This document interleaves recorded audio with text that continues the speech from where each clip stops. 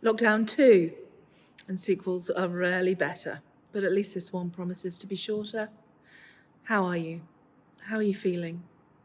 My name is Katie Thomas, and I'm the vicar here at St James in southwest London. Has to be said, possibly one of the least likely Somervillians to have ever become a priest.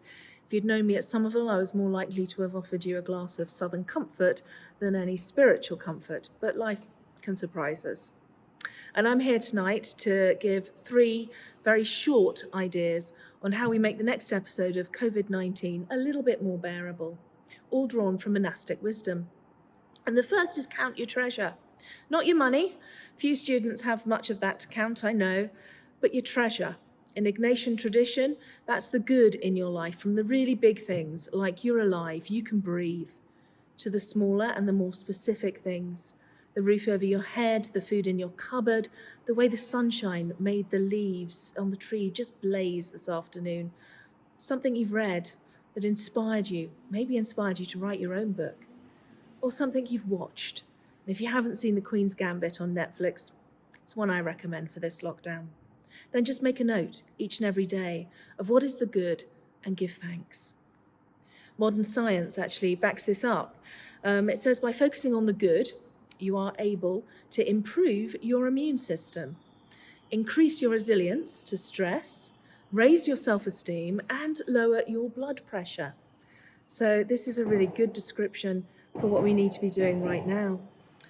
And unlike toilet roll in pandemics, good is always in constant supply. As Matisse, a great observer of life, said, there were always flowers for those that want to find them. Second, if you are finding it quite hard to study right now, and you might be, that's okay, know that this is still a time of great learning. It's a great skill for life to learn to appreciate the good, to see the good around us. A spiritual director once told me that the most important question we can ask ourselves in times of hardship and trial is, where is the gift? That's the essay the world is setting us right now. Where is the gift? And when you find it, you will find the strength to endure whatever circumstances come. Often we'll need time alone to answer. Abba Moses, one of the Desert Fathers, said, go to your cell, and your cell will teach you everything. For monks, their cell was essentially their bedroom.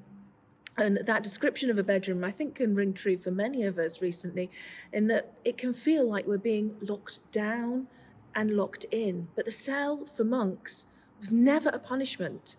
It was a gift. It was where the monks learned a radical acceptance of what is now, putting aside the need to achieve, the need to impress or produce. They learned just to be. And in learning just to be, they've found the power to go out and do, to become powerful world changers from that place of stability and calm. They might have just stayed in their cell, but actually it became such a powerful thing. People were drawn to them, and they flocked from all over the world to hear what they had to say.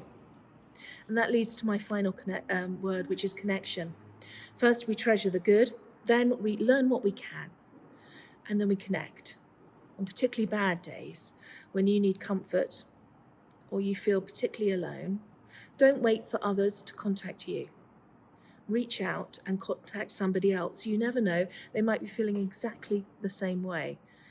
And that little card, the text message, a chat and a drink over Zoom might be just what they need to make the day a little brighter.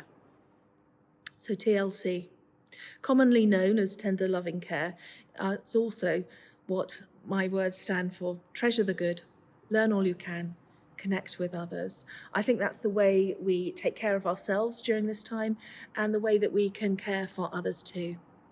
So I hope you find much treasure to count, new wisdom to wonder at, and connections that feed your spirit.